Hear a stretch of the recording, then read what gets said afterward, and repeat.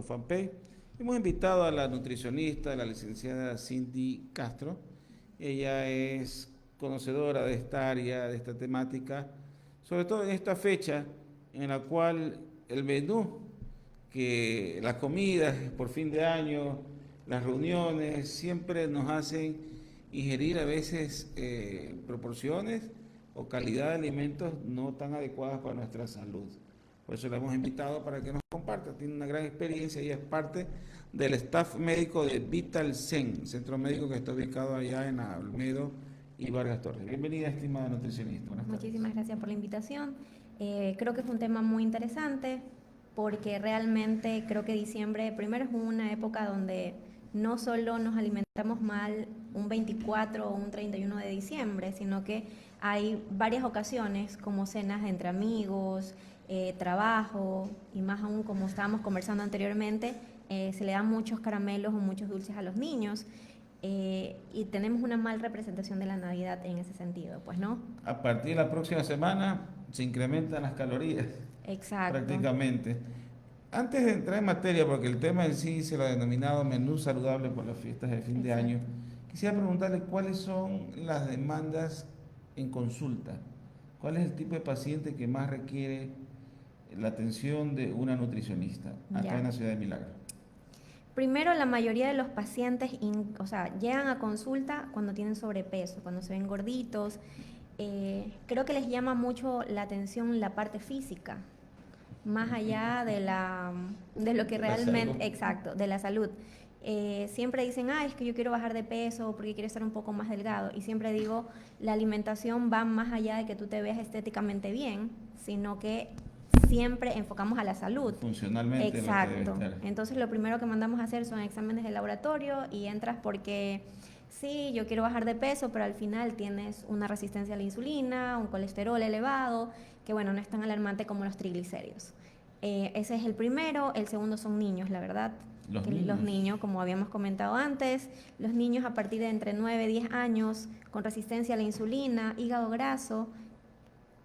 Increíble, todos estos días hemos conversado con especialistas incluso y usted ha dicho algo, hígado graso, resistencia a la insulina, y son los temas que más nos preocupan.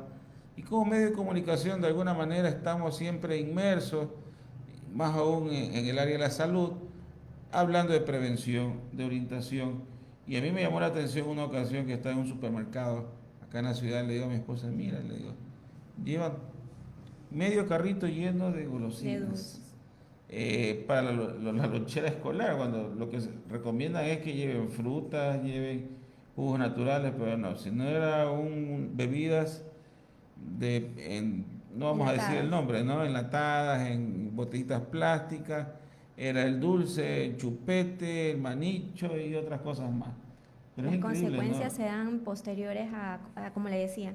De hecho, teníamos un caso de una niña de 5 años con resistencia a la insulina y hígado graso, las dos, con un síndrome metabólico ya establecido. Wow. O sea, a partir de 5 años, cuando hablemos de 20 años atrás, nunca se escuchaba un niño casi enfermo. En la actualidad, la mayoría de los niños están enfermos porque el azúcar no solamente produce diabetes, también produce inflamación. Recordemos que la alimentación en los niños es parte fundamental de desarrollo intelectual. ¿Qué estamos haciendo con los niños? Con la capacidad intelectual de los niños. El pronóstico de los próximos 5 años de esas niñas, si no se cuida, una diabetes. Declarada. Ajá. Totalmente.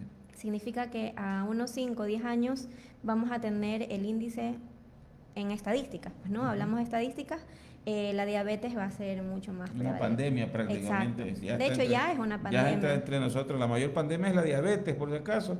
Nos asustamos el COVID. Exacto. Mata más rápido, pero... La obesidad es una pandemia más peligrosa que incluso que el COVID, porque hay más muertes por eso que por el mismo COVID. Con la nutricionista Cindy Castro, ella es del equipo médico de Vital Zen, justamente invitada en este espacio de noticias. Ahora sí hablemos del menú saludable para fin de año. Exacto. ¿Cuál es la recomendación? La recomendación básica de toda alimentación siempre va a ser un plato saludable que está dividido en 3 partes. Vamos a hacer como en la forma de de una T, o simplemente podemos hacerlo. La mitad del plato, que es el 50%, siempre debe ser vegetales.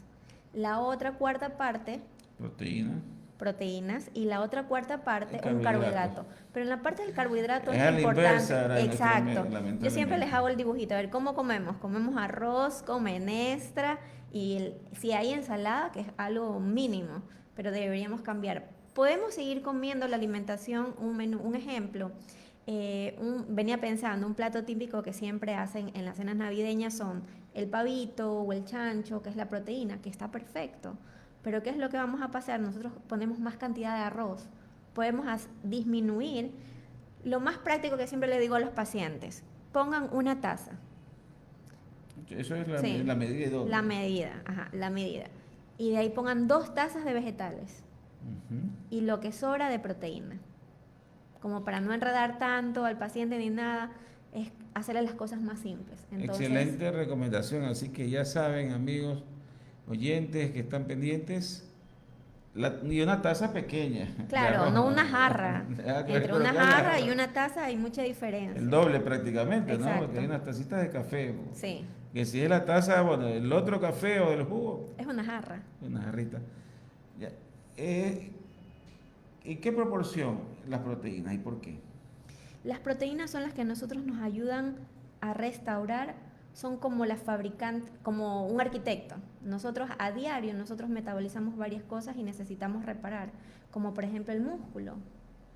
Entonces sí son importantes las proteínas y aparte que lo único que tiene mayor cantidad o que realmente se ha comprobado científicamente, y me voy a cambiar de tema, perdón, es que hace varios años, no sé si usted recuerda que siempre le echaban la culpa a las grasas, que eran las causantes de enfermedades cardiovasculares, y decían, no, es que no tienes que comer nada de la grasa del chancho, no tienes que comer, hay que quitarle. Y en la actualidad lo que se descubrió es que las grasas no son tan malas como se las pensaba. De hecho, las grasas son necesarias para cumplir varias funciones fisiológicas del cuerpo, pero lo que sí sabemos en la actualidad es que el exceso de azúcar, que no solamente es azúcar blanca, está azúcar blanca, azúcar morena, panela y los carbohidratos. Refinados. Exacto, y los carbohidratos, y más allá de eso, en todos los alimentos ultraprocesados también encontramos grandes cantidades. Incluso a veces vemos galletas saladas y usted va a ver bastante cantidad de azúcar. Entonces, el azúcar como tal, no te le ponen azúcar, hay varios nombres.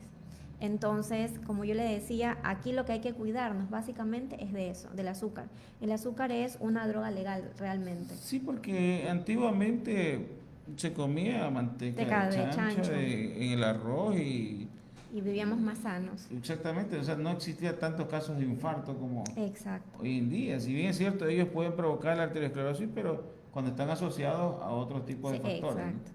Pero lo que, como le decía, bajo todos los estudios durante estos últimos 10 años, se le hace mucha hincapié a dejar el consumo excesivo de azúcar. Primero empecemos, yo siempre le digo a todos los pacientes, empiecen con cosas básicas. No empiecen con una dieta establecida porque va a ser una dieta muy estricta. Y dejar el azúcar es igual que dejar una droga. De hecho, en estudios se ha comprobado que el cerebro humano funciona o tiene la misma reacción como cuando una persona consume alguna sustancia como alguna droga. Es decir, que si tú le dejas a tu cuerpo de dar ese azúcar, obviamente vas a entrar en abstinencia. Por eso que cuando las dietas son muy estrictas, ¿qué es lo que le pasa al paciente? Le duele la cabeza, empieza a tener mucha ansiedad y vuelve a recaer y vuelve a comer.